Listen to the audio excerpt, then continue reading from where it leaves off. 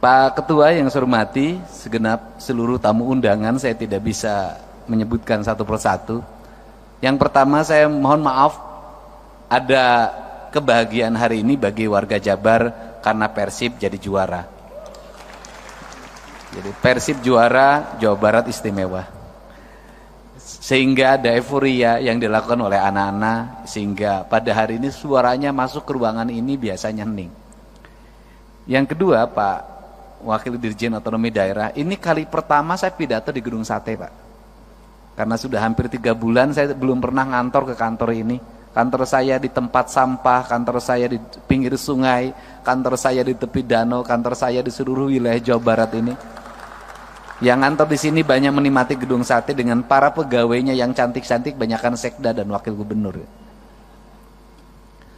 Apa sih sebenarnya yang menjadi pembicaraan kita? Itu lagu saya ciptakan tahun 2012 ketika saya berkunjung ke Papua. Saya menulis lagu judulnya Surga di Tanah Papua. Karena saya melihat Papua itu seperti surga, bahkan surga yang diciptakan, dihadirkan buat Indonesia, kandungan kekayaannya luar biasa, tetapi barangkali kependudukannya, kesejahteraannya yang harus terus ditingkatkan. Apa sih yang menjadi model kita?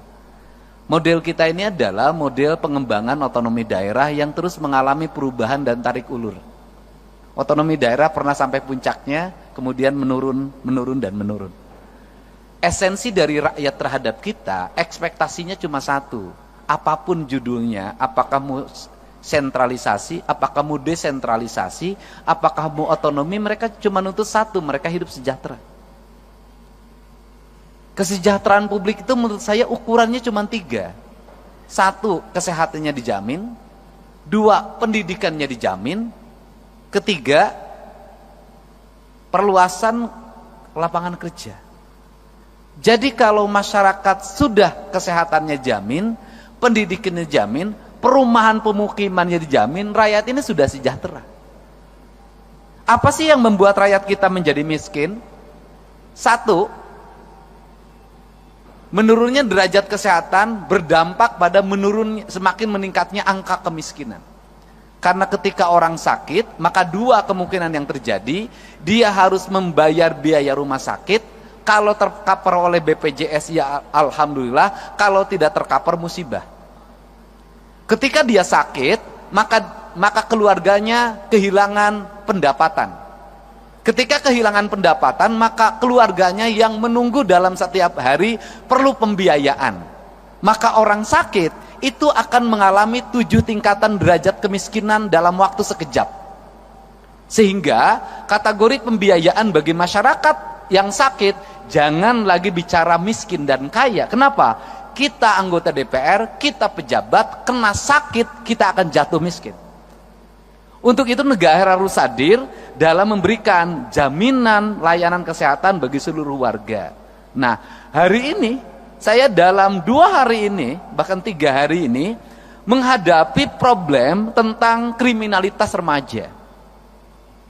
Kriminalitas remaja itu berdampak pada perkelahian yang direkam di media sosial, sistem pengelolaan kriminalitas tawuran yang dikelola oleh gangster, melahirkan kaderisasi, dan yang menjadi target yang harus berkelahi di bawah umur 18 tahun agar bebas dari jeratan hukum. Sudah berkembang di media sosial secara sistemik, dan perkelahian itu diraih dari pengaruh media sosial yang membentuk karakter pikirannya. Apa sih sebenarnya yang terjadi? Sebenarnya yang terjadi adalah ketika mereka tawuran, masuk rumah sakit, BPJS-nya tidak klaim. Barusan saya beresin 15 juta. Ketika BPJS-nya tidak klaim, orang yang berkelahi, itu orang tuanya nggak mampu. Mau yang menang tidak mampu, yang mau kalah tidak mampu. Berproses peradilan melahirkan kemiskinan, tidak berproses peradilan pulang lagi ke rumah melahirkan kemiskinan baru, karena orang tuanya tak sanggup lagi menghadapi. Maka negara harus hadir untuk mencari solusi. 1, solusi terhadap pembiayaan rumah sakit. 2, solusi recovery terhadap anak-anak yang berkelahi itu, karena itu anak bangsa. Inilah negara harus punya pikiran out of the box. Tidak bisa hanya berbicara proses hukum kembali ke orang tua. Orang tuanya udah nggak sanggup. Ini Jawa Barat. Nah, untuk itu apa sih yang terjadi para anggota DPR yang saya ini mantan ketua Komisi E DPRD Kabupaten Purwakarta. Saya pernah menjadi pimpinan Komisi 4 DPR RI.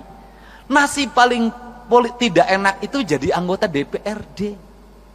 Kenapa nasibnya tidak enak? Kritis diomongin, nggak kritis diomongin. Kalau DPRD ngomong terus, diomongin, kata rakyat, kerjanya ngomong terus, kita tidak butuh ngomong. Padahal tugas DPRD ngomong. Nggak ngomong, diomongin juga, dapat duit tuh. Nggak ngomong-ngomong, pokirnya udah dibagi, nggak ngomong lagi. Ini problem, Pak. Nah, seluruh problem itu bisa ditempuh dengan apa sih? Dengan keterbukaan.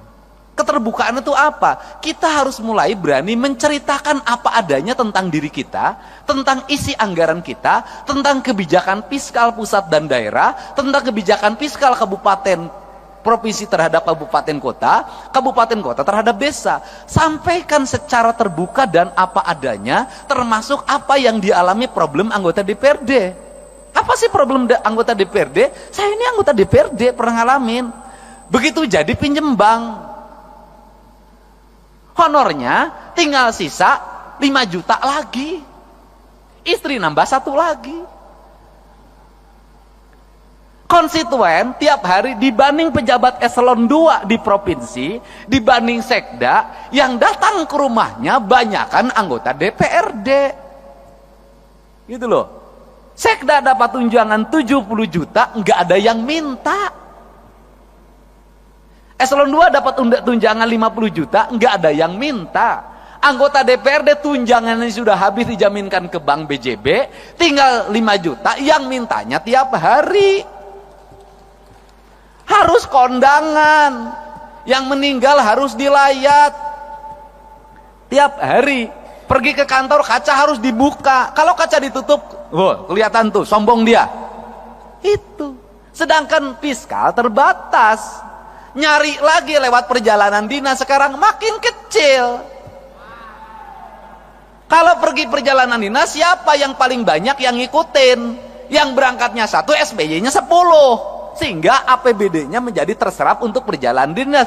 Padahal nyerapnya anggota DPRD sedikit, kebanyakan sekretariat dewan. Kan saya tahu yang begitu-begitu. Yang dituduh siapa? DPRD lagi. Nah, apa sih yang mesti dilakukan oleh kita? Ya, kita mulai ngomong terbuka pada rakyat. Terbukanya apa? Ini loh proporsi kita. Ini loh biaya politik yang kita lakukan. Kemudian apa sih yang kita harapkan? Saya dari dulu itu menyampaikan, saya ketika jadi bupati berkirim surat pada presiden. Berkirim suratnya adalah, saya bilang begini, kalau pemerintahan ingin efektif, kalau perda ingin cepat pembahasannya, kalau aspirasi publik setiap hari bisa diterima oleh anggota DPRD, saya berulang-ulang menyampaikan bahwa peningkatan kesejahteraan anggota DPRD, honorariumnya harus dilakukan lewat rapat-rapat DPRD. Kalau rapat komisi ada honornya, kalau rapat paripurna ada honornya, kalau rapat gabungan komisi ada honornya, kalau rapat badan anggaran ada honornya, kalau rapat badan musyawarah ada honornya, anggota DPRD nggak akan pergi kemana-mana, pasti ngumpul di kantornya. Seluruh kegiatan OPD, organisasi perangkat daerah, akan cepat, dan anggota DPRD akan kritis. Kenapa? Dia akan kontrol alokasi anggaran pemerintah, dia akan kontrol pekerjaan, dia akan baca buku anggaran, dia akan baca realisasi anggaran dengan detail. Kenapa? Dengan membaca itu honorariumnya ada. Tapi kalau didapatnya pergi keluar, maka dia akan banyak keluar. Selama jadi anggota DPRD 5 tahun, masuk kantornya terhitung 20 hari. Bahkan ada saya ketika menjadi anggota Komisi 4, nggak pernah sekalipun orang itu masuk, tapi honor terima. Dan kemudian bikin aturan juga dong, yang rajin yang mendapat honorarium, yang nggak masuk nggak dapat. Bener, ini akan terjadi kinerja. Tapi kalau model pendekatannya keuangannya begini, sampai kapanpun kinerja tidak akan pernah optimal. Dan kita harus bicara ada apa adanya dan terbuka. Kenapa? Ya karena juga memang anggota DPRD malu juga terhadap berbagai hal. Tapi gimana rasa malu dikalahkan oleh rasa butuh? Kan ini yang harus terjadi. Nah, untuk itu mari kita bersama-sama untuk mengupayakan ini. Saya sebagai gubernur, Pak Sekda, bikinkan surat hari Senin. Saya akan berkirim surat lagi buat Pak Prabowo, buat Pak Presiden kita. Saya akan ceritakan ini. Untuk apa? Mendorong kinerja DPRD. Kinerja aparat kami akan terevaluasi dengan baik. Karena anggota DPRD-nya ada di kantor dalam setiap hari. Saya ngalamin dulu sebagai anggota badan anggaran. Sering bertengkar sama badan musyawarah. Bertengkarnya apa? Banyak-banyakin rapat. Kalau badan anggaran sebulan 12, badan musyawarah suka bikin 23. Saya bilang, kenapa kamu 23? Kalau badan anggaran kan 11 juga ada duitnya. Ngomongnya anggaran, badan musyawarah jadwal doang. Kan begitu. Padahal belum tentu juga zaman sekarang. Kan kita kan kalau DPRD diomongin pasti duit, Pak. Pasti pendapatan. Kenapa? Kadurungku kabutuh. Beda dengan Pak Sekda. Kenapa? Aman. Birokrat itu kan dapat duit masuk ke rekening semua. ATM-nya dipegang istrinya. Iya kan? Nah, kalau anggota DPRD tiap bulan tinggal setruknya. Kan saya tahu. Gitu loh. Makin ke sini, makin mepet, makin kecil. Nah, beda dengan DPR RI. Udah Bu, kalau DPR RI saya pernah ngalamin. Apalagi sekarang Bu, makin naik lagi. Padahal modal jadi anggota DPRD provinsi dan DPR RI itu sama. Saya tentu tahu yang gini-gini. Kan kita pengalaman, Pak. Ya kan, saya cuma nasibnya lebih bagus aja daripada bapak-bapak. Mudah-mudahan ke depan Bapak juga nasibnya bisa jadi gubernur lah di daerah masing-masing, tapi jangan di Jawa Barat. Berat lawan saya. Nah ini. Nah, untuk itu maka kita ingin harapan kita ke depan adalah ingin membangun keadilan fiskal. Keadilan fiskal itu gimana sih? Saya kemarin ketemu sama Gubernur Kalimantan Timur. Ini makan pemikiran, kan kita boleh dong punya pemikiran. Saya bilang, Gubernur Kaltim, penduduknya berapa? 4 juta. Berarti kalau 4 juta, saya rata-rata satu rumahnya 4, saya bilang. Berarti rumahnya kan cuma 1 juta. Iya. Loh, kalau penduduk Kaltim 1 juta, rumahnya cuma 1 juta, kan sebenarnya bagi Kaltim, ngasih 5 juta per rumah bisa. Karena 1 juta kali 5 juta, 5 triliun, Pak. Artinya, masyarakat Kaltim untuk sejahtera itu sangat bisa. Beda dengan Jabar. Untuk Papua, lebih bisa lagi. Untuk daerah yang memiliki pendapatan daerahnya tinggi dan hasil alamnya besar, sebenarnya sangat ini mungkin terjadi. Nah, apa sih yang terjadi hari ini adalah pola pengelolaan keuangan yang tersentral. Nah, problemnya di mana? Ini saya ngomong Jakarta. Jakarta ini, Pak, penduduknya di bawah 10 juta. APBD-nya 90 triliun. Kalau di Jakarta itu dari 10 juta ada 2 juta kepala keluarga, itu orang Jakarta bisa digaji per kepala keluarga 10 juta. Kenapa? Karena 10 juta dikali 2 juta hanya 20 triliun. Kalau saya gubernurnya bagi. Beda, kalau Jabar 50 juta. Nah, untuk itu, apa sih yang mesti kita lakukan hari ini? Mari kita bersama-sama melakukan telaah terhadap ini semua untuk kepentingan bangsa. Agar apa? Agar ke depan bangsa kita terus mengalami peningkatan sumber daya manusia. Artinya bahwa sumber daya pendidikannya meningkat, sumber daya ekonominya meningkat, kesejahteraan meningkat. Maka saya selalu berfokus pada keadilan fiskal. Keadilan fiskal saya selalu berfokus pada ketika jadi pemimpin, itu saya selalu punya angan-angan dan punya harapan. Bagaimana punya angan harapan itu adalah pembangunan harus diselesaikan dalam waktu cepat. Setelah itu berarah pada investasi.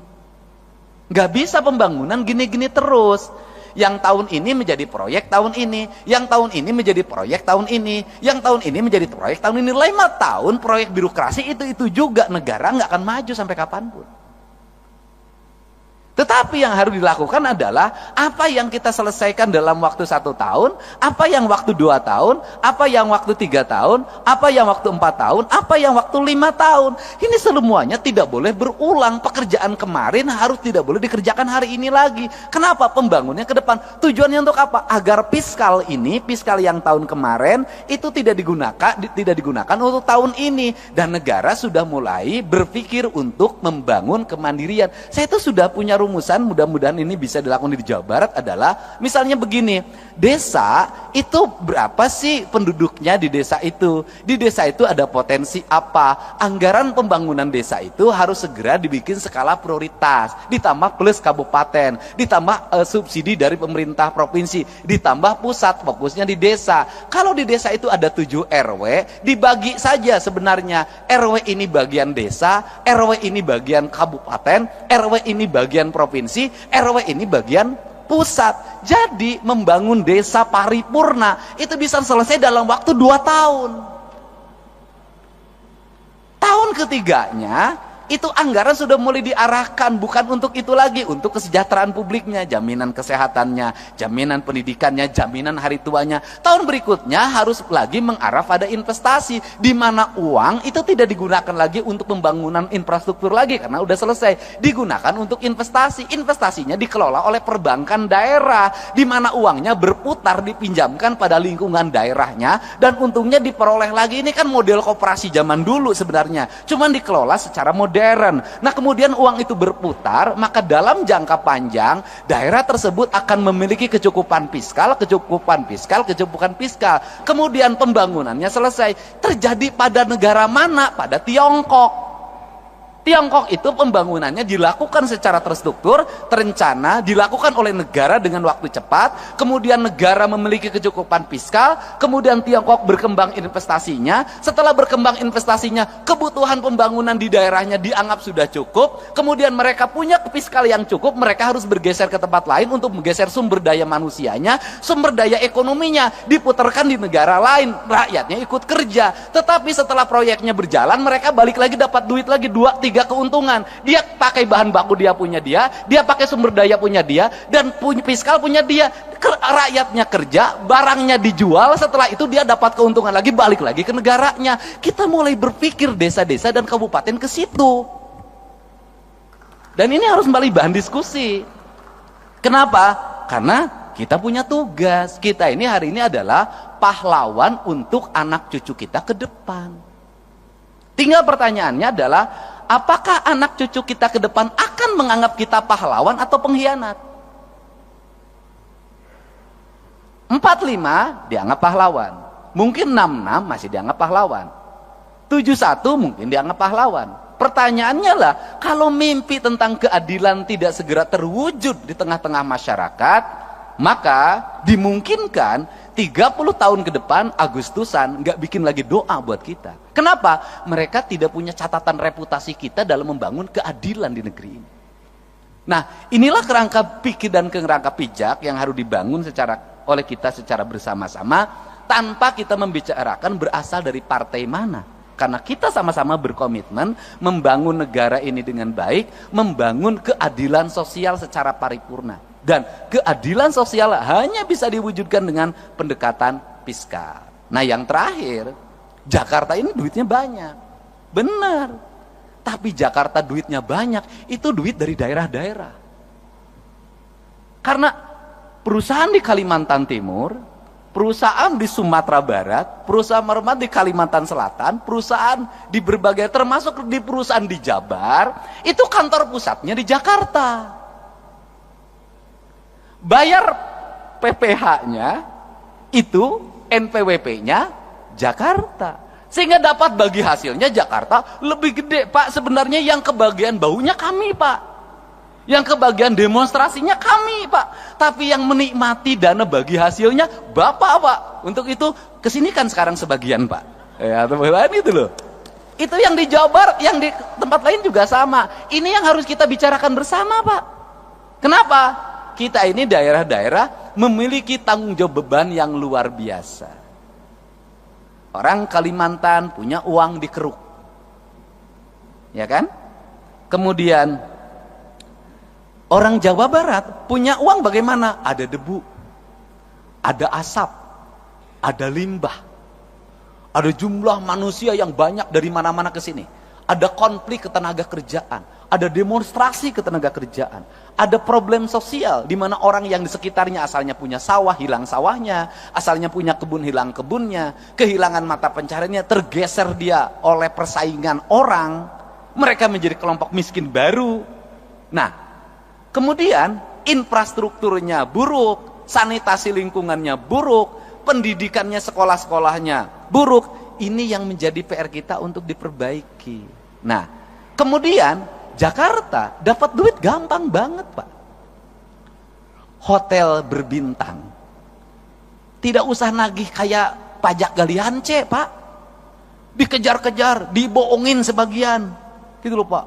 Ada kemudian ada debunya, ada ancaman longsornya. Jakarta mah kagak, Pak. Gedung perkantoran 27 lantai, 31 lantai, ber-AC, orang bayarnya sambil tersenyum, Pak, tidak sambil marah. Berjejer, tanahnya harganya meningkat sehingga dapat berkah. Makanya Bapak dapat berkah jadi ketua DPRD orang Betawi di Jakarta. Untung tidak jadi ketua DPRD di Jawa Barat, Pak. Ketuanya pas rambutnya sampai lepas, Pak. Saking pusing, Pak. Nah, ini kan yang harus dibicarakan oleh kita, dan saya ingin para anggota DPRD dalam pertemuannya ada rekomendasi-rekomendasi kontributif bagi perbaikan bangsa. Bagi upaya membangun keadilan sosial, bagi upaya melakukan kebijakan keadilan fiskal. Karena apa? Karena negeri ini hanya bisa dibangun dengan fiskal yang baik, fiskal yang sehat, fiskal yang terencana, fiskal yang terarah, dan fiskal yang tidak lari ke luar negeri. Fiskalnya harus berputar di sini. Untuk itu saya mengucapkan terima kasih. Semoga kalau tadi Pak Ketua DPRD Jawa Barat sudah dinobatkan sebagai ketua terpilih, saya ucapkan selamat, Pak. Ya kan? Karena yang menyampaikannya Ketua DPRD DKI yang ketua hari ini. Dan saya baru, Pak, sepanjang sejarah berdemokrasi, Pak, ada ketua asosiasi, partainya beda, daerahnya beda, menyerahkan tampuk kekuasaan pada Bapak. Pada tempat tadi yang partainya berbeda. Kenapa itu diberikan? Karena memang nggak ada honornya, Pak. Ya, Pak, ya, duitnya kan harus nyari sendiri, Pak. Tapi selain itu adalah bentuk penghormatan dan penghargaan, gitu loh. Penghormatan dan penghargaan jauh lebih tinggi dibanding honor. Untuk itu kan jadi ketua DPR itu mencari kehormatan dan mencari penghargaan, bukan mencari honor. Makanya honornya nggak usah gede-gede.